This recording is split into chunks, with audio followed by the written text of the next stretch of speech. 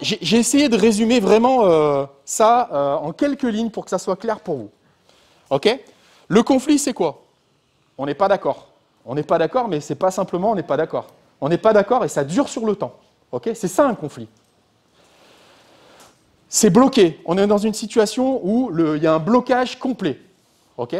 Sauf que le truc, c'est que on travaille ensemble avec Jérémy. J'ai besoin de Jérémy et Jérémy il a besoin de moi. C'est-à-dire qu'on est connectés, on est interdépendants. On ne peut pas se passer l'un de l'autre. Si on pouvait se passer l'un de l'autre, ma foi, c'est un conflit de loin. Mais sauf qu'on doit travailler ensemble. On doit travailler ensemble. Jérémy, il est frustré, et moi aussi, je suis frustré de cette situation. Je suis frustré parce que je veux avoir satisfaction. Et ça, on veut tous avoir satisfaction. Je veux avoir raison. Il veut avoir raison. Donc ça veut dire qu'on se parle très peu, voire on ne se parle plus du tout. Si vous pensez que la meilleure façon de résoudre un conflit, vous l'avez comprise, si vous pensez que la meilleure façon de résoudre un conflit, c'est de ne plus parler à l'autre, c'est mort. Et ça arrive parfois dans des organisations, dans des entreprises, dans des staffs, un mec qui vous dit « lui, je ne lui parle plus ». Je ne lui parle plus. C'est-à-dire en réunion, je ne lui parle plus, je ne le salis plus, je n'ai plus de relation avec lui. Si vous pensez ça, et si vous pensez que c'est une solution, vous vous trompez fortement. Vous vous trompez fortement pour une seule raison. C'est qu'on fait tous partie du même écosystème, et que si je fais ça, je scie la branche sur laquelle je suis assise. Je scie la branche sur laquelle je suis assise. Parce qu'en réagissant comme ça, un, je ne résous rien du tout, et deux, la production, la valeur ajoutée, elle va être que négative. Je ne vais rien régler du tout. L'objectif, c'est que ça fonctionne, que l'organisation fonctionne, que l'équipe fonctionne, que le club fonctionne. Et en fait, je suis en train de détruire, malgré moi, je suis en train de détruire ma propre organisation en faisant ça.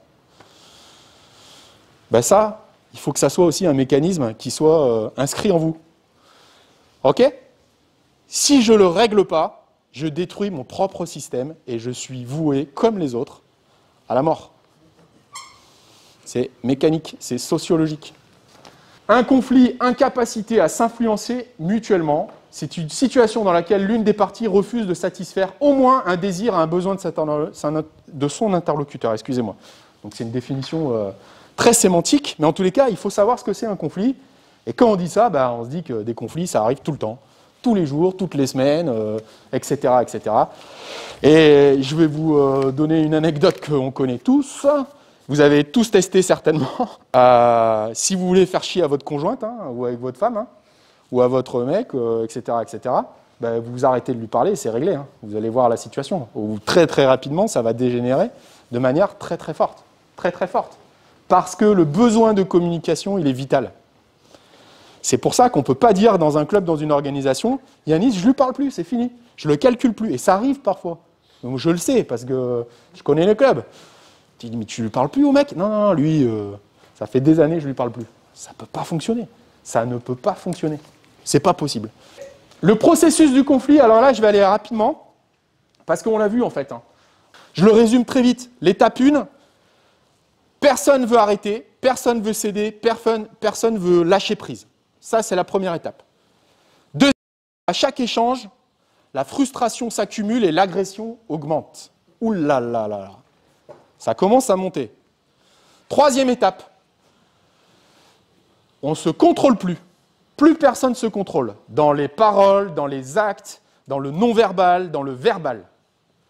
Quatrième étape, là, il y a un truc qui se passe. Celui que j'observe comme adversaire me rentre dedans, il y a un truc qui se passe où moi, je pète la carafe et je fais quelque chose que je ne devrais pas faire, ou il fait quelque chose qu'il ne devrait pas faire. En tous les cas, c'est plus supportable. Cinquième étape, le point de non-retour, pour moi, il est franchi. Là, tu as dépassé les bornes. C'est plus possible. OK ? Sixième étape, on est à fond dans les jeux psychologiques. Mon objectif, dorénavant, c'est de faire chier Jérémy, tout le temps. Et son objectif, c'est de me faire chier. Mais c'est beaucoup plus intelligent que ça. C'est beaucoup plus subtil que ça.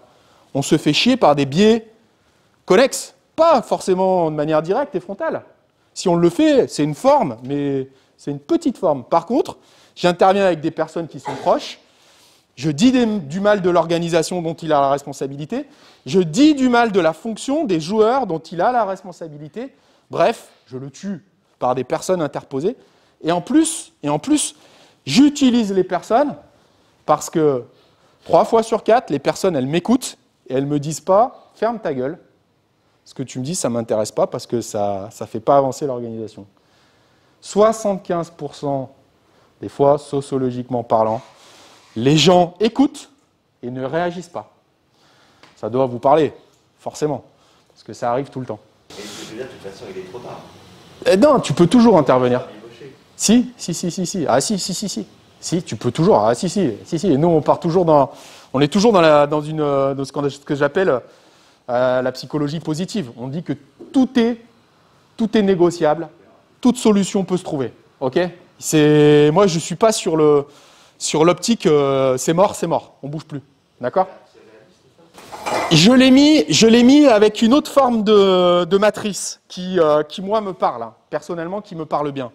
Pour vous faire comprendre qu'entre la divergence de personnes et d'intérêts, le désaccord exprimé, les tensions, l'opposition, le blocage et le conflit, avec ce que j'ai dit, l'agressivité, la manipulation, la fuite ou la soumission, j'ai oublié de vous en parler.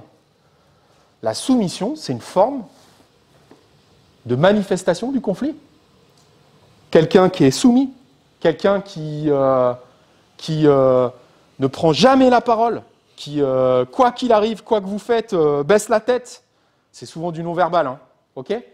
Qui vous dit toujours oui, même quand vous savez pertinemment que vous avez tort et que vous dites une grosse connerie, ok ? Agressivité, manipulation, fuite, soumission. Les deux grosses thématiques qu'on observe, hein, c'est bien celle dans la sociologie de l'agressivité, c'est celle qui vient tout le temps. Tu me fais chier, viens on va se battre, etc. Et la manipulation, telle que je l'ai exprimée tout à l'heure. Manipuler, tel le pantin, ok ? Très sournois, très sournois. Ok ? Après, tu as une autre notion, c'est la notion de la timidité. Il ne faut pas confondre la soumission et la timidité. Quelqu'un qui est timide, ça se voit très vite, quelqu'un qui est timide. Peu de prise de parole en public, etc. Quelqu'un qui est volontairement soumis sur ce que tu dis, c'est quelqu'un qui... Il faut réfléchir parce que c'est quelqu'un qui peut intervenir dans les backstage, tu vois ? Ok ?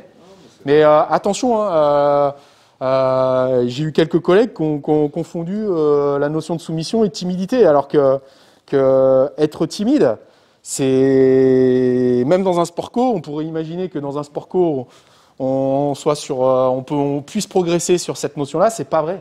Quelqu'un qui est timide, c'est très difficile pour passer de la timidité à la confiance. Ok ?